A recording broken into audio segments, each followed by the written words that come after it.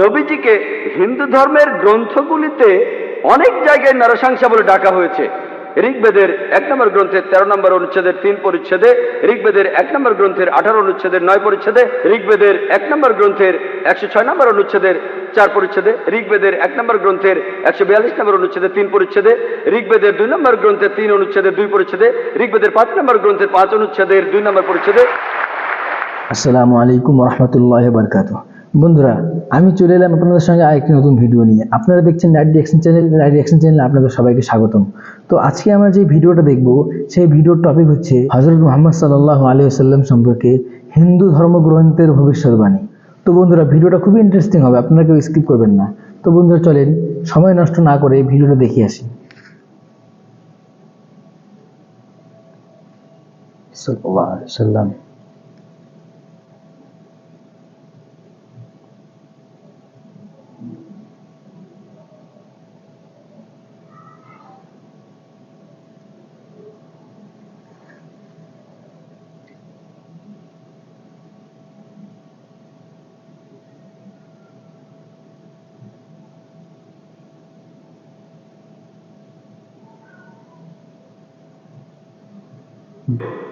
আসুন এবার দেখি সর্বশেষ নবী মুহাম্মদ সাল্লাল্লাহু আলাইহি সাল্লামকে নিয়ে হিন্দু ধর্মগ্রন্থে কি কথা লেখা হয়েছে। ভবিষ্যৎ পুরাণায় উল্লেখ আছে 3 নম্বর পর্ব, 3 নম্বর খণ্ড, 3 অধ্যায়, 10 থেকে 27 নম্বর শ্লোক। বলা হয়েছে যে ম্লেচ্ছরা তারা আরবের ভূমিকে অপবিত্র করেছে, আর্য ধর্মকে সেখানে খুঁজে পাওয়া যায় না। এখানে কিছু শত্রু ছিল যারা অতীতে পরাজিত হয়েছে, কিন্তু এখন আরো শক্তিশালী শত্রু উপস্থিত হয়েছে। আমি একজন মানুষকে পাঠাবো যার নাম হবে মুহাম্মদ সাল্লাল্লাহু আলাইহি সাল্লাম। তিনি এই শত্রুদের ধ্বংস করবেন আর মানুষকে সুপথে পরিচালিত করবেন। হে ভোজ রাজা, তুমি কখনোই সেখানে যাবে না যেখানে পিশাচদের রাজত্ব, কারণ আমি আমার করুণা দিয়ে তোমাদের হৃদয়কে পবিত্র করব। তখন দেবদূতের মতো একজন মানুষ তিনি রাজার সামনে আসলেন আর বললেন, হে রাজা, আমাকে এখানে পাঠিয়েছেন ঈশ্বর পরমাত্মা। আর্য ধর্ম পৃথিবীতে বিরাজ করবে, যে ধর্মটা সত্য, দ্বীনুল হক, সেটা পৃথিবীতে বজায় থাকবে। আমাকে এখানে পাঠিয়েছেন ঈশ্বর পরমাত্মা, যাতে মাংসভোজীদের বিশ্বাসকে প্রতিষ্ঠা করা যায়। আমার অনুসারীরা হবে সেই লোকেরা যারা সুন্নতে খাতনা করবে, আর তাদের মাথার উপরে কোনো টিকি থাকবে না। তারা একটা বিপ্লব তৈরি করবে, তারা মুখে দাড়ি রাখবে, তারা প্রার্থনার জন্য আহ্বান করবে, বিধিসম্মত সব খাবারই খাবে, তবে তারা শূকরের মাংস খাবে না। তারা লতাগুল্মের মাধ্যমে পবিত্র হবে না, বরং যুদ্ধ বিগ্রহের মাধ্যমে পবিত্র। তাদেরকে বলা হবে মুসলমান, আর তারা হবে মাংসভোজী। এই ভবিষ্যৎবাণী যে একজন ঋষি আসবেন, আর সেই ঋষির নাম উল্লেখ করা হয়েছে মুহাম্মদ সাল্লাল্লাহু আলাইহি ওয়াসাল্লাম। আর বলা আছে তিনি মানুষ জাতিকে সঠিক পথে পরিচালিত করবেন। আমরা জানি মুহাম্মদ সাল্লাল্লাহু আলাইহি ওয়াসাল্লাম আরবদের পথ দেখিয়েছেন। সে সময়কে বলা হতো আয়ামে জাহেলিয়া, অর্থাৎ বিশৃঙ্খলার যুগ। তিনি তাদের আলো সন্ধান দিয়েছেন। আর বলা হয়েছে তার অনুসারীদের খাতনা করা থাকবে। মুসলমানরা খাতনা দেয়, তাদের মাথায় কোনো টিকি থাকবে না, মাথার পেছনে কোনো লেজ থাকবে না, মুসলমানদেরও থাকে না। তাদের মুখে দাড়ি থাকবে, মুসলমানরাও দাড়ি রাখে। তারা একটা বিপ্লব ঘটাবে, তারা প্রার্থনার জন্য আহ্বান করবে, আর সেটা হলো আজান। আমরা মুসলিমরা আজান দেই, নামাজের জন্য আহ্বান করি। তারা সব বিধিসম্মত খাবার খাবে, কিন্তু শূকরের মাংস তারা ছোবে না। আমরা মুসলিমরা শূকরের মাংস খাই না। তারা লতাগুল্মের মাধ্যমে পবিত্র হবে না, তারা পবিত্র হবে যুদ্ধ বিগ্রহের মাধ্যমে। আর পবিত্রকরণে আমাদেরকে বলা হয়েছে সত্যের জন্য যুদ্ধ করব, অন্যায় অবিচারের বিরুদ্ধে। তাদেরকে বলা হবে মুসলমান, তারা হবে মাংসভোজী। ভবিষ্যৎ পুরাণের এই ভবিষ্যৎবাণী একেবারে পরিষ্কার ভাবে সর্বশেষ ও চূড়ান্ত নবী মুহাম্মদ সাল্লাল্লাহু আলাইহি সাল্লাম এবং তার অনুসারীদের কথা বলছে। মুহাম্মদ সাল্লাল্লাহু আলাইহি সাল্লামের নাম বিভিন্ন জায়গায় অনেকবার বলা হয়েছে, হাতে সময় নেই, সেজন্য ভবিষ্যৎ পুরাণ থেকে কয়েকটা উদাহরণ দিচ্ছি। এই ভবিষ্যৎবাণী করা হয়েছে ভবিষ্যৎ পুরাণের 3য় পর্ব, 3য় খণ্ড, 3য় অধ্যায়ের 5 থেকে 8 শ্লোকে। এছাড়া বলা আছে ভবিষ্যৎ পুরাণের 3য় পর্বে 1ম খণ্ড, 3য় অধ্যায়ের 21 থেকে 23 নম্বর শ্লোকে।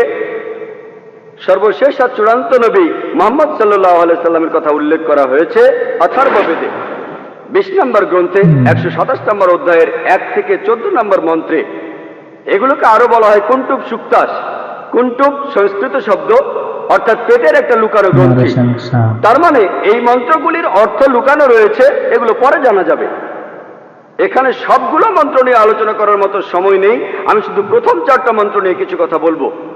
1 নম্বর মন্ত্র বলছে তিনি হলেন নরসাংসা, তিনি হলেন কাওরামা, তিনি পরাজিত করবেন 60,090 জন শত্রুকে। 2 নম্বর মন্ত্র বলছে তিনি উটের পিঠে চড়বেন। 3 নম্বর মন্ত্র বলছে তিনি হলেন মামা ঋষি। 4 নম্বর মন্ত্রে তাকে আরো বলা হচ্ছে রেব। 1 নম্বর মন্ত্র বলছে তিনি হলেন নরসাংসা। নরসাংসা শব্দটা এসেছে নর থেকে, অর্থাৎ কোনো ব্যক্তি বা একজন লোক, আর সাংসা অর্থ প্রশংসা, কারোর প্রশংসা করা। তাহলে নরসাংসা অর্থ যে ব্যক্তিকে প্রশংসা করা হয়। আর আপনারা যদি মহানবী মুহাম্মদ সাল্লাল্লাহু আলাইহি সাল্লামের নামের ইংরেজি অনুবাদ করেন, যদি তার নামের ইংরেজি অনুবাদ করেন তার অর্থ যার প্রশংসা করা হয়, তাহলে নরসাংসা শব্দটার আরবি অনুবাদ করলে সেটা হবে মুহাম্মদ সাল্লাল্লাহু আলাইহি সাল্লাম। এখানে নামে উল্লেখ করা হচ্ছে। এরপর বলা হচ্ছে তিনি হলেন কাওরামা। এই কাওরামা শব্দটার একটা অর্থ সংস্কৃতিতে হলো শান্তির রাজপুত্র, আর মুহাম্মদ সাল্লাল্লাহু আলাইহি সাল্লাম শান্তির রাজপুত্র ছিলেন। আরেকটা অর্থ হলো যে বিদেশে যায়। হযরত মুহাম্মদ সাল্লাল্লাহু আলাইহি সাল্লাম হিজরত করেছিলেন মক্কা থেকে মদিনায়, তিনি বিদেশে গিয়েছিলেন। এছাড়া প্রথম মন্ত্রে আছে তিনি 60,090 জন শত্রুকে পরাজিত করবেন। আর সে সময় মক্কায় যেসব লোকজন থাকতো তাদের মধ্যে যারা নবীজির বিরুদ্ধে ছিল তাদের সংখ্যা আনুমানিকভাবে 60,000 জন। 2 নম্বর মন্ত্র বলছে যে তিনি উটের পিঠে চড়বেন। কোন ইন্ডিয়ান ঋষি, কোন ব্রাহ্মণই কখনো উটের পিঠে চড়বেন না, কারণ মনুস্মৃতিতে বলছে 11 নম্বর অধ্যায়ের 202 নম্বর অনুচ্ছেদে বলা হয়েছে একজন ব্রাহ্মণকে কোনো গাধা বা উটের পিঠে চড়তে নিষেধ করা হয়েছে। এতে বোঝা যাচ্ছে ইনি কোনো ইন্ডিয়ান ঋষি নন। 3 নম্বর মন্ত্র বলছে তিনি মামা ঋষি। মামা অর্থ মহা, অর্থাৎ মহান ঋষি। আর এছাড়াও অন্যান্য ধর্মগ্রন্থ বলছে সেটা মোহাম্মদ ঋষি। 4 নম্বর মন্ত্র বলছে তিনি হলেন রেব। রেব অর্থ যিনি প্রশংসা করেন। আর মুহাম্মদ সাল্লাল্লাহু আলাইহি সাল্লামের আরেকটা নাম হলো আহমদ সাল্লাল্লাহু আলাইহি সাল্লাম, অর্থাৎ যিনি প্রশংসা করেন। তাহলে নবীজির এই অন্য নামটা এই আহমদ শব্দটার সংস্কৃত করলে পাবেন রেব। আর এ কথাটাই রয়েছে অথর্ব বেদে। এই মন্ত্রগুলি কুন্টুব সুক্তাস, এই মন্ত্রগুলি শুধু একজনকে নির্দেশ করছে, তিনি সর্বশেষে চূড়ান্ত নবী মুহাম্মদ সাল্লাল্লাহু আলাইহি সাল্লাম। আমি কয়েকটা ভবিষ্যৎবাণীর কথা বলবো, এছাড়াও আরো আছে। মুহাম্মদ সাল্লাল্লাহু আলাইহি সাল্লাম, তার কথা বলা হয়েছে অথর্ব বেদে 20 নম্বর গ্রন্থের 21 নম্বর অনুচ্ছেদের 6 নম্বর পরিচ্ছেদে বলা হয়েছে যে একজন কারু, সে পরাজিত করবে 10,000 শত্রুকে কোন রকম যুদ্ধ ছাড়াই। এখানে আহজাবের যুদ্ধের কথা বলা হচ্ছে, খন্দকের যুদ্ধের কথা পবিত্র কোরআনে সূরা আহজাবে আছে। আর কারু সংস্কৃত ভাষায় এর অর্থ যে ব্যক্তি প্রশংসা করে, যেটা মুহাম্মদ সাল্লাল্লাহু আলাইহি সাল্লামের দ্বিতীয় নাম আহমেদের অনুবাদ। যে ব্যক্তি প্রশংসা করে, এখানে বলা হচ্ছে যে ব্যক্তি প্রশংসা করে অর্থাৎ আহমদ, তিনি 10,000 শত্রুকে পরাজিত করবেন কোনো যুদ্ধ ছাড়া। আমরা জানি যে খন্দকের যুদ্ধে শত্রু বাহিনীতে আনুমানিক 10,000 সৈন্য ছিল, আর এই যুদ্ধে মুসলমানরা কোনো যুদ্ধ ছাড়াই জিতেছিল। নবীজির কথা আরো আছে অথর্ববেদে 20 নম্বর গ্রন্থের 21 নম্বর অনুচ্ছেদের 7 নম্বর পরিচ্ছেদে বলা হয়েছে যে আভান্দু, তিনি 60,090 জন শত্রুকে আর 20 জন গোত্র প্রধানকে পরাজিত করবেন। আভান্দু একটা সংস্কৃত শব্দ যার অর্থ যে প্রশংসা করে, এটা মুহাম্মদ সাল্লাল্লাহু আলাইহি সাল্লামের নামের অনুবাদ। আরো বলা আছে যে তিনি হবেন এতিম। আর আমরা এখন ইতিহাস থেকে জানি সে সময় আনুমানিক 20 জন গোত্র প্রধান ছিল মক্কা শহরে, যারা নবীজির কাছে পরাজিত হয়েছিল। আর মক্কার যেসব লোক তার বিপক্ষে ছিল তারা ছিল প্রায় 60,000। এই ভবিষ্যৎবাণীর কথা আরো আছে ঋগ্বেদে 1 নম্বর গ্রন্থের 3 নম্বর অনুচ্ছেদের 9 নম্বর পরিচ্ছেদে। এখানে সংস্কৃত শব্দ হলো সুশ্রামা। সুশ্রামা এটাও একটা সংস্কৃত শব্দ যার অর্থ যে ব্যক্তি প্রশংসা করে, যেটা মুহাম্মদ সাল্লাল্লাহু আলাইহি সাল্লামের নামের অনুবাদ। আরো অনেক ভবিষ্যৎবাণী আছে, এখানে সময় কম তাই সবগুলো বলতে পারছি না। নবীজির কথা আরো বলা হয়েছে সামবেদে উত্তর চিকে 15 নম্বর মন্ত্রে বলা হয়েছে যে আহমদ, তাকে দেওয়া হয়েছে অবিনশ্বর আইন। এখানে নবীজির নাম বলা হয়েছে আহমদ সাল্লাল্লাহু আলাইহি সাল্লাম, তাকে দেওয়া হয়েছে অবিনশ্বর আইন। পবিত্র কুরআন এটাই তার শরিয়া। কিন্তু যদি এই অনুচ্ছেদটার অনুবাদ পড়েন, আহমদ শব্দটা আসলে আরবি শব্দ, তারা এটার অনুবাদ করতে পারেনি, তাই লিখেছে আহাম মাটি। আহা আর মাটি সংস্কৃত শব্দ যার অর্থ আমার বাবা, তার মানে আমার বাবাকে দেওয়া হয়েছে অবিনশ্বর আইন। অনুবাদটাতে আপনারা আলাদা শব্দ দেখবেন, তবে অরিজিনাল গ্রন্থে আছে আহমদ। এই আহমদ শব্দটা হিন্দু ধর্মের অন্যান্য গ্রন্থগুলোতেও রয়েছে, যেমন আছে সামবেদে ইন্দ্র দ্বিতীয় অধ্যায়ের 152 নম্বর মন্ত্রে মাশাআল্লাহ। নবীজিকে আহমেদ বলে ডাকা হয়েছে যজুর্বেদে 31 অধ্যায়ের 18 অনুচ্ছেদে, ঋগ্বেদের 8 নম্বর গ্রন্থের 6 নম্বর অনুচ্ছেদের 10 নম্বর পরিচ্ছেদে। এছাড়া মহানবী সাল্লাল্লাহু সাল্লামকে বলা হয়েছে আহম্মদ, সেটা আছে অথর্ববেদের 8 নম্বর গ্রন্থের 5 নম্বর অনুচ্ছেদের 16 নম্বর পরিচ্ছেদে। এছাড়াও আছে অথর্ববেদের 20 নম্বর গ্রন্থের 126 অনুচ্ছেদের 14 পরিচ্ছেদে। মহানবী সাল্লাল্লাহু আলাইহি সাল্লামকে শুধু আহমেদ নামে ডাকা হয়নি, আহমেদ উনার একটা নাম, তাকে আরো বলা হয়েছে নরসংসা অনেক জায়গায়, হিন্দু ধর্মগ্রন্থের অনেক জায়গায়।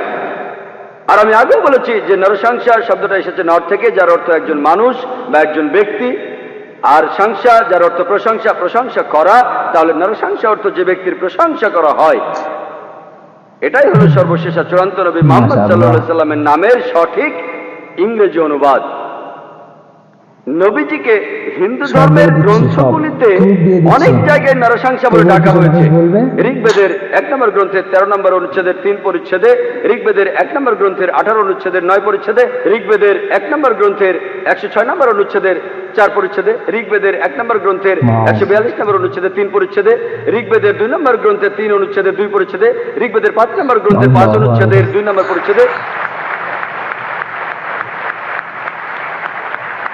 ঋগ্বেদের 7 নম্বর গ্রন্থের 2 অনুচ্ছেদের 2 নম্বর পরিচ্ছেদে, ঋগ্বেদের 10 নম্বর গ্রন্থের 64 অনুচ্ছেদের 3 পরিচ্ছেদে, ঋগ্বেদের 10 নম্বর গ্রন্থের 182 নম্বর অনুচ্ছেদের 2 নম্বর পরিচ্ছেদে, যজুর্বেদের 21 নম্বর অধ্যায়ের 31 অনুচ্ছেদে, যজুর্বেদের 21 নম্বর অধ্যায়ের 55 নম্বর অনুচ্ছেদে, যজুর্বেদের 20 নম্বর অধ্যায়ের 37 অনুচ্ছেদে, যজুর্বেদের 20 নম্বর অধ্যায়ের 57 নম্বর অনুচ্ছেদে, যজুর্বেদের 28 অধ্যায়ের 2 অনুচ্ছেদে, যজুর্বেদের 28 অধ্যায়ের 19 অনুচ্ছেদে, যজুর্বেদের 28 অধ্যায়ের 42 নম্বর অনুচ্ছেদে। এখানে শুধু রেফারেন্সগুলোই অনেকক্ষণ বলা যাবে। যেখানে নবী মুহাম্মদ সাল্লাল্লাহু আলাইহি সাল্লামের নাম উল্লেখ করা হয়েছে তাকে বলা হয়েছে নরসংসা, অনেক জায়গায় বলা হয়েছে হিন্দু ধর্মগ্রন্থের। শুধু হিন্দু ধর্মগ্রন্থে মুহাম্মদ সাল্লাল্লাহু আলাইহি সাল্লাম সম্পর্কে কি বলা আছে তার উপরই আমি একটা লেকচার দিতে পারবো। আমি শুধু আরেকটা ভবিষ্যৎবাণীর কথা বলবো কলকি অবতার সম্পর্কে। আর নবীজিকে কলকি অবতার বলা হয়েছে ভগবত পুরাণায়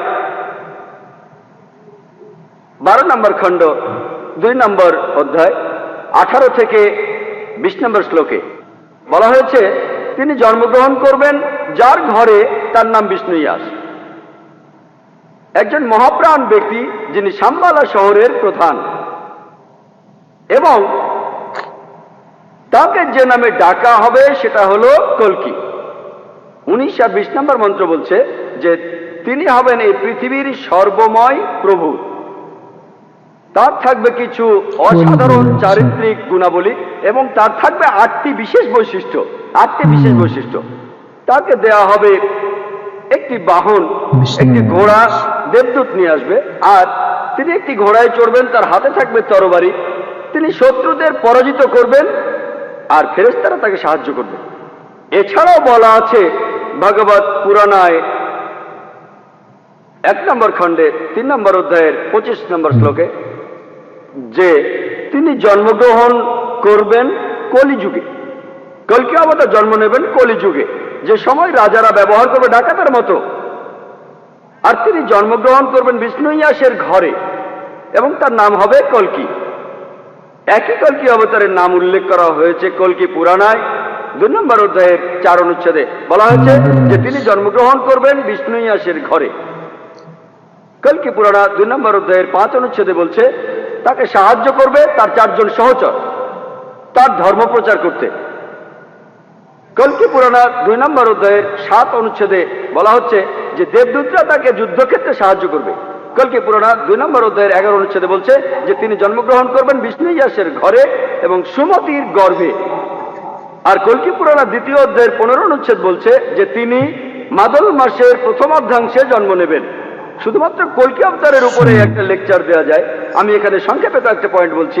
এই ভবিষ্যৎবাণী এগুলো বলছে 1 নম্বর পয়েন্ট বলা হয়েছে যে কলকি অবতার তার বাবার নাম সেটা হবে বিষ্ণু ইয়াস। বিষ্ণু ইয়াসের অর্থ দাঁড়াবে যে বিষ্ণুর উপাসনা করে, যে ঈশ্বরের উপাসনা করে। আর আমাদের প্রিয় নবী মুহাম্মদ সাল্লাল্লাহু আলাইহি সাল্লামের বাবার নাম ছিল আব্দুল্লাহ। এটার অর্থ যে আল্লাহর উপাসনা করে, যে ঈশ্বরের উপাসনা করে। 2 নম্বর পয়েন্ট কল্কি অবতার যে মায়ের গর্ভে জন্মাবে তার নাম হবে সুমতি।